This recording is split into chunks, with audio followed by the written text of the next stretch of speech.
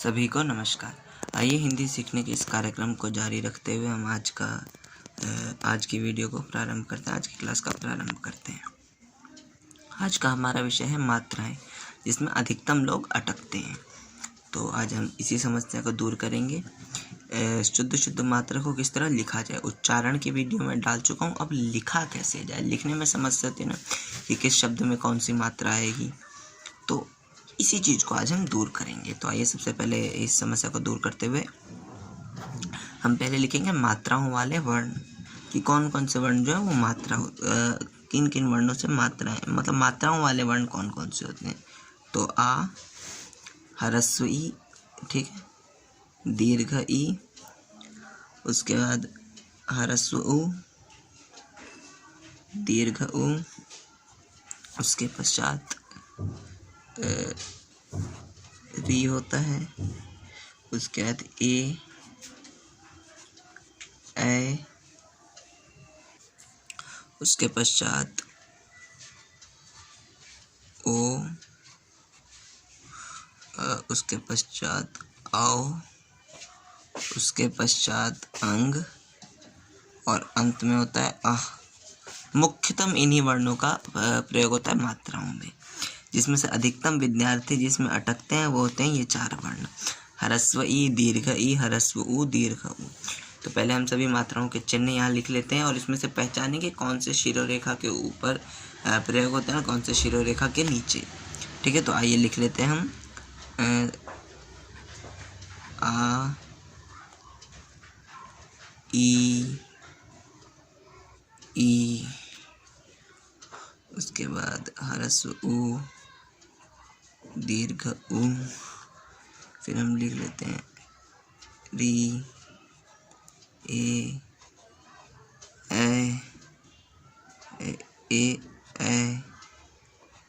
ओ, और अंत में हमारे दो रह रहे हैं ना, ये हो गया अंग और ये हो गया अह। तो आइए अब इन सभी के सामने लिखेंगे इनके मात्रा के रूप, कि ये शब्दों में किस प्रकार से प्रयोग किए जाते हैं। ठीक है, देखिए ये है हमारी शिरोरेखा। किसी भी शब्द के ऊपर जो हम लाइन खींचते हैं ना, इसका नाम होता है शिरोरेखा। नाम याद रखिएगा, बहुत जगह पूछ लिया जाता है शिरोरेखा किसे कहते हैं। तो एक सीधी लकीर जब शिरोरेखा के नीचे खींचती है तो वो आ की मात्रा का काम करता है। उसके पश्चात शिरोरेखा के, देखिए हम मूलांतर जो होगा ना, बेस, मूल यानी आधार जो होगा, हम इसको लेंगे अ की मात्रा को। ठीक है, अ की जो ये मात्रा नीचे डंडी, इसको आधार हम लेके चलेंगे। ये आधार ध्यान रखिएगा, ये समांतरण, यही आधार हम लेके चलेंगे।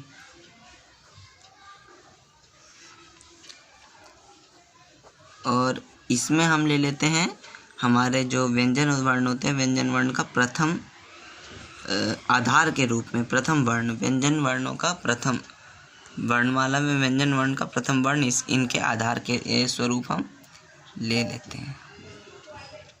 ठीक है, जहाँ भी आवश्यकता होगी वहाँ आधार स्वरूप हम ले लेते हैं। उसके पश्चात यहाँ पर वैसे तो हम दोनों ही ले लेते हैं, चलिए आ की मात्रा भी ले लेते हैं और व्यंजन वर्ण भी ले लेते हैं। इसमें आ की मात्रा भी ले लेते हैं और व्यंजन वर्ण भी ले लेते हैं। इसमें से किस पर लें, इस पर भी ले लेते हैं आ की मात्रा। जहाँ पर मुख्यांतरण आवश्यकता पड़ती है वहाँ हमने ले लिए। चलिए अब प्रारंभ करते हैं। तो आ में तो सीधी डंडी ही होती है, ये होता है ह्रस्व ई, शिरोरेखा के ऊपर बनता है इस प्रकार से, ये कहते हैं ह्रस्व ई। ठीक है, अब चूंकि हम इसको ह्रस्व कह रहे हैं,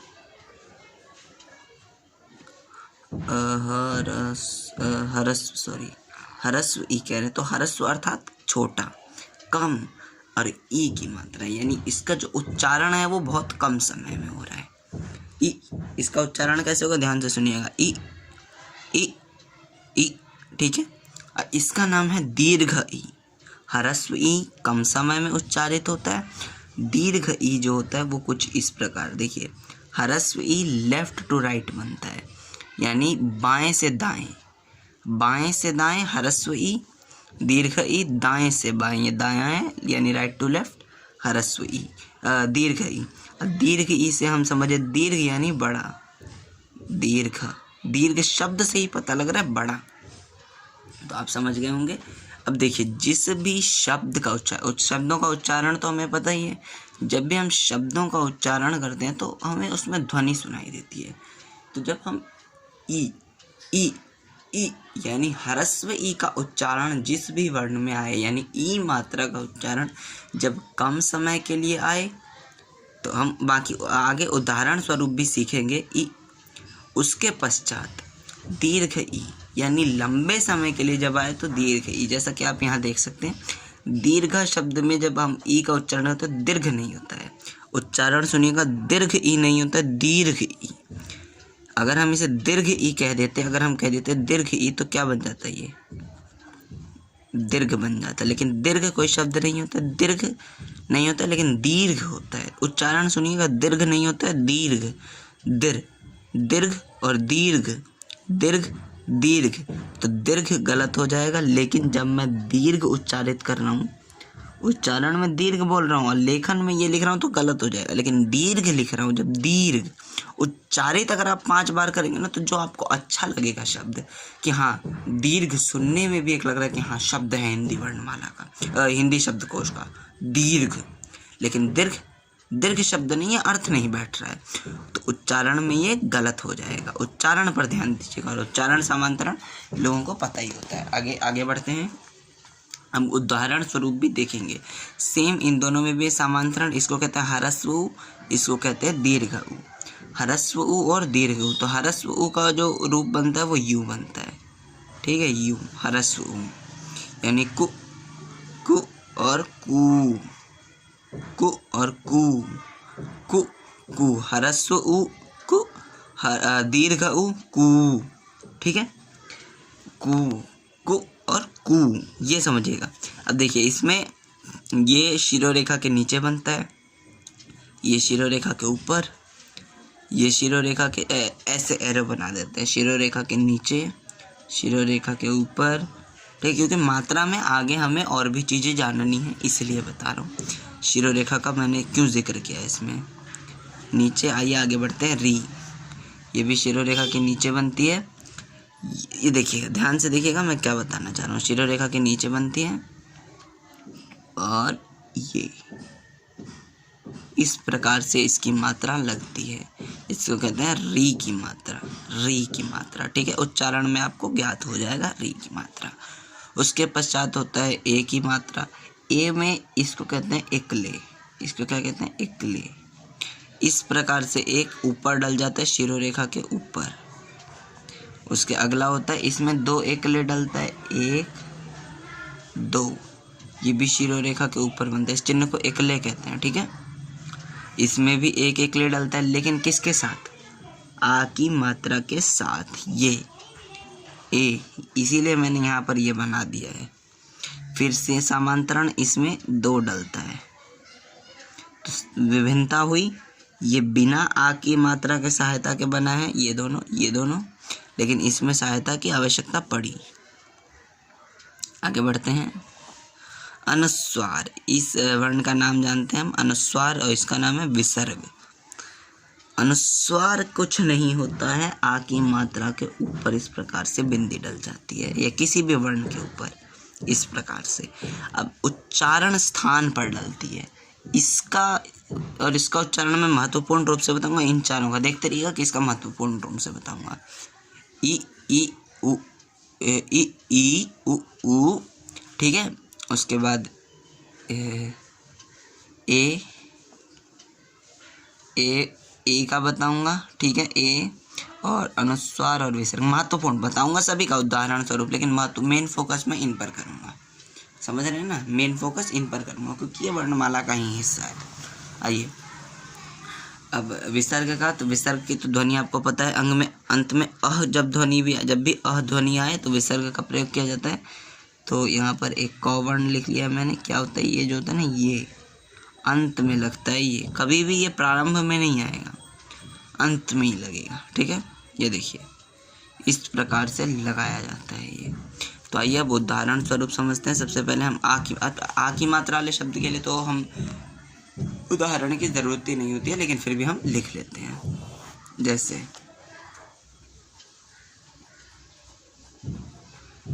इसमें 2 बार आ की मात्रा है, आराम। देखिए ध्वनि लंबी खींच रही है, आराम आराम, क्योंकि ये जो अ है ये हमारे दीर्घ वर्ण जो स्वर के 2 होते हैं ना, ह्रस्व स्वर और दीर्घ स्वर, तो दीर्घ स्वर में आता है आ। ये जो है हमारा दीर्घ स्वर है, तो दीर्घ स्वर यानी ध्वनि लंबी खींचेगी। तो आराम आराम, आराम नहीं बोलेंगे, आराम, क्योंकि मात्रा आ की लगी है। इसी प्रकार से आ की मात्रा अनेकों शब्द होंगे, तो जिस भी शब्द के उच्चारण में जब हम आ की मात्रा को लंबा उच्चारित करें यानी आ करें, जैसे आम, राम, आना, जाना, आइए, ठीक है, आ, ठीक है, उसके बाद आजा, उसके बाद आपका, ठीक है, पापा, है ना। तो आ जहाँ पर भी आ रहा है, राधा, आधा, उसके बाद साथ, साथ यानी आ ध्वनि आए तो इस मात्रा का प्रयोग किया जाएगा। ये तो नॉर्मली लोगों को आता है, फिर भी मैंने इस पर जोड़ देते हुए बता दिया है। अगला करते हैं ह्रस्व ई, ठीक है, अगला करते हैं हम ह्रस्व ई। देखिए ह्रस्व ई से संबंधित मैं आपके सामने कुछ शब्द लाया हूँ। इसमें कुछ शुद्ध लिखे हुए हैं, कुछ अशुद्ध हैं। अब हमें यही पहचानना है कि कौन से शुद्ध शब्द हैं और कौन से अशुद्ध शब्द हैं। आइए देखते हैं। शब्द लिखा हुआ है, इसका उच्चारण करते हैं दिशा। क्या लिखा हुआ है? दिशा। तो ई की मात्रा जो आ रहा है दिशा, ई की मात्रा कम समय के लिए आ रहा है यानी छोटी ई दिया हुआ है, तो दिशा, दिशा, दिशा नहीं है, इसका उच्चारण हम दिशा नहीं कर रहे हैं, दिशा कर रहे हैं। क्या कर रहे हैं? दिशा, यानी ये वर्ण मैंने सही लिखा है। दिन, दीन नहीं कर रहे हैं, दीन अलग शब्द होता है, दिन लिखा हुआ है ना यहाँ पर, दिन, और दिन का अर्थ भी बनता है, यानी ये भी सही है। दर्शिका, दर्शिका होता है या दर्शिका होता है, आप कमेंट कीजिएगा, दर्शिका होता है या दर्शिका। ये शब्द मैं अंत में बताऊंगा इसका उत्तर। मैं देखना चाहता हूँ कितनों को पता है। ठीक है, आगे बढ़ते हैं। इसमें देखिए दोनों ई दिया हुआ है, तो किसी होता है या किसी। यहाँ पर छोटी ई क्यों उच्चारित किया मैंने? क्योंकि किसी होता है, किसी नहीं होता है, किसी। ये भी सही है। ये बिना होता है, बीना नहीं होता, बीना नाम हो जाएगा बीना, लेकिन यहाँ छोटी ई का उच्चारण किया है, और विदाउट यानी बिना, तो ये भी सही है। जिन यहाँ पर उच्चारित किया हुआ है जिन, जीन नहीं उच्चारित किया हुआ है, जीन अगर उच्चारित करता जी, उच्चारण अगर लंबा आता तो मैं ये लिखता। उसके बाद देखिए यहाँ पर एक अल्फाज इस्तेमाल किया गया है, किताब। किताब होता है या किताब होता है? ठीक है, मैं इस शब्द का भी उच्चारण आप लोगों से चाहूँगा, जो सही आप बता सके, सामान्य तन है। ठीक है, उसके बाद कालीन, ये शब्द उच्चारित कीजिए, कालीन। क्या कालीन शब्द, ये उच्चारण मैं ठीक कर रहा हूँ या गलत कर रहा हूँ?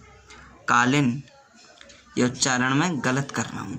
कालीन नहीं होता है, कालीन होता है, कालीन, यानी इसमें दीर्घ ई आया है, तो ये मेरा सही नहीं है, इसमें मैंने छोटी ई लगा दिया। तो उच्चारण पर जब मैं ये शब्द देखा, कालीन लिखा हुआ है, क्या कालीन उच्चारित करते हैं या कालीन उच्चारित करते हैं? कालीन उच्चारित करते हैं, यानी ये जो मैंने ई की मात्रा लगाई है गलत लगाई है। अगली देखते हैं फिश। उच्चारण देखिए क्या लिखा हुआ है, फिश। फिश तो उच्चारित होगा ही नहीं, अगर मैं इसमें बड़ी ई की मात्रा यानी दीर्घ ई लगाऊं, फीस। अब ये अर्थ बैठ रहा है, अर्थात ये सही होगा। तो ये जो मैंने यहाँ बिना सोचे समझे छोटी ई लगा दिया, ये भी गलत हो गया, यानी दीर्घ ई लगा दिया है। उसके बाद ज़ीरो।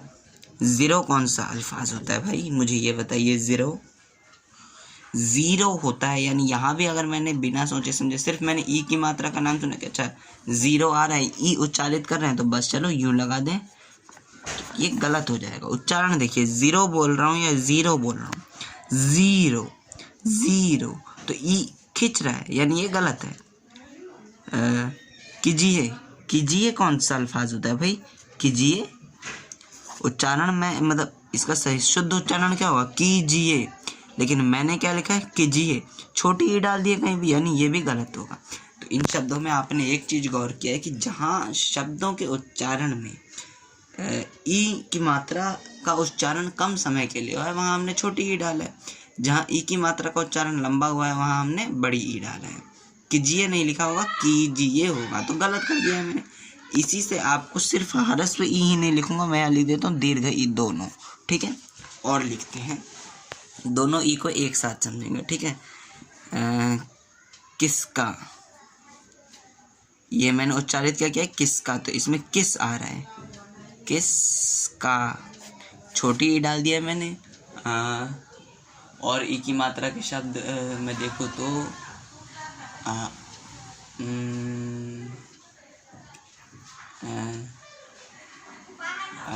हाथी, चलिए हाथी एक शब्द मेरे दिमाग में है, हाथी, तो उच्चारण करूँगा हाथी, हथी नहीं होता है, हाथी होता है, हाथी या हथी, हाथी या हाथी, तो ये थी बड़ी ही आएगी, ठीक है। अगर मैं हाथी लिख दूंगा, हथी, ये हथी हो जाएगा, क्या हो जाएगा? हथी, हथी, थी, हथी, लेकिन हाथी सही उच्चारण होता है। इसी प्रकार से शब्दों को पहचानेंगे। नवीनतम, एक शब्द मैंने सोचा नवीनतम, नवीनतम, क्या ये सही शब्द मैंने सही लिखा है? गलत लिखा है, नवीन होता है, नवीनतम। नवीन अर्थात क्या होता है? नया, और तम क्या है इसका? इसमें जुड़ा हुआ है उपसर्ग और प्रत्यय होता है ना, वो है उपसर्ग और प्रत्यय, तो नवीन होता है क्योंकि उच्चारण नवीन है। लेकिन मैंने लिखा क्या है? नवीनतम, नवीनतम, तो नवीनतम गलत हो जाएगा। नवीनतम कहाँ आएगा? जब हम उच्चारण में ई का कम समय, उच्चारित में तो मैं लंबा कर रहा हूँ, वीन, वीन कर रहा हूँ, लेकिन लिख तो छोटी ही रहा हूँ ना, तो उच्चारण पर खास ध्यान देंगे, आपका अपने आप ठीक हो जाएगा। चलिए आगे ही बढ़ते हुए, सामांतरण होता है छोटा ऊ और बड़ा ऊ में, ठीक है। जैसे कुर्सी एक मैंने शब्द लिया है, पहले अभी लिखूंगा नहीं, अभी उच्चारण करूंगा, कुर्सी, कुर, कु, कुर, कुर्सी नहीं बोल रहा हूँ, क्या बोल रहा हूँ मैं? कुर्सी। तो अच्छा, इसमें छोटी ई ही नहीं आ रहा है, सिर्फ छोटा ऊ ही नहीं आ रहा है, ई की मात्रा कभी, तो कुर्सी, कुर्सी या कुर्सी, क्या आ रहा है? कुर्सी आ रहा है या कुर्सी आ रहा है? तो कुर्सी। अच्छा, ये सही होगा या फिर ये सही होगा, मैं आप लोगों से जानना चाहूँगा। जल्दी से मुझे अंत में कमेंट ज़रूर कीजिएगा, मैं जानना चाहता हूँ किसको कितना नॉलेज है। या फिर ये सही होगा, या फिर ये सही होगा, या फिर ये सही होगा, कुर्सी। फुल ऑफ फोकस उच्चारण पे, उच्चारण सही करेंगे, लिख देंगे, इसीलिए पहले मैंने उच्चारण की वीडियो डाली थी, उसके पश्चात मात्राओं की वीडियो डाल लो। ध्यान से समझिए, इसका सही जो है वो ये है। क्यों है सही? क्योंकि उच्चारण जब मैं करूँ, उच्चारण का विच्छेद करूँ, कुर्सी यानी कुर्सी, कुर्सी, कुर्सी नहीं कर रहा हूँ, कुर्सी, कुर्सी नहीं कर रहा हूँ मैं, कुर्सी नहीं कर रहा हूँ। देखिए, कुर्सी और कुर्सी में फ़र्क होता है, ये होगा इसका सही उच्चारण। आप लोग कमेंट में अगर सही किया तो बहुत बढ़िया, गलत किए तो बहुत बड़े मूर्ख हैं आप, ठीक है। क्योंकि बहुत कॉमन वर्ड पूछा है मैंने आपसे, क्या कहते हैं, अरे ये ऊ की मात्रा वाले शब्द सोचने में बड़ी समस्या है।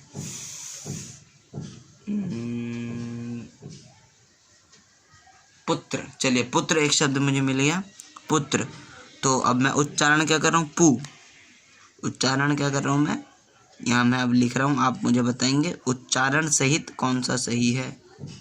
पू प्लस त्र, यहाँ पू प्लस त्र, मैं पुत्र उच्चारित कर रहा हूँ, पुत्र, पुत्र। तो दोनों में से क्या होगा, जल्दी से मुझे बताइए, ये सही होगा या ये सही होगा? पुत्र सही होगा या पुत्र सही होगा? पुत्र, क्योंकि उच्चारण से ये मेल खा रहा है, छोटी ऊ की मात्रा यानी ह्रस्व ऊ है, पुत्र, ठीक है। अगला शब्द,